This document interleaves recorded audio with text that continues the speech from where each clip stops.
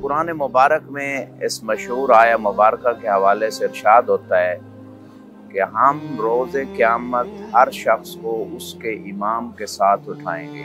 کتاب بحار الانوار کی 51، 52 اور 53 جلدیں جن کا تعلق امام زمان علیہ السلام سے ہے، مفصل طور پر اس کتاب میں یہ واقعہ موجود ہے۔ اپنے زمانے کے امام کی معرفت حاصل کریں۔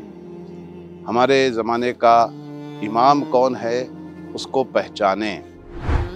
اور حدیث متواتر ہے فریقین کے درمیان کہ المہدی من نسلی، مہدی میری نسل میری آل میں سے ہوں گے۔ لہٰذا امام مہدی علیہ السلام کو قائم اس لیے کہا جاتا ہے کیونکہ امام مہدی علیہ السلام قیام کریں گے۔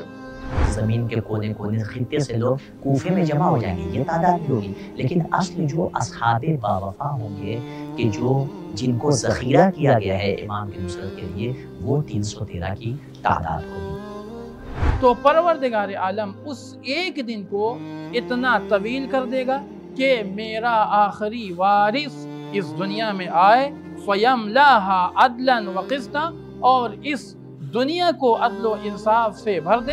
لیکن وہ تشریف لائیں گے امام علیہ السلام مصیبت جب تبھی جا کر کہیں وہ چیزیں جو احرام مصر میں ہیں وہ ظاہر ہوں گی، وہ پتہ چلیں گی اور وہ سامنے آئیں گی۔ امام انبیاء کے وارث ہیں، ان تمام معجزات کے ذمہ دار ہوں گے جو انبیاء علیہ السلام کے معجزات تھے۔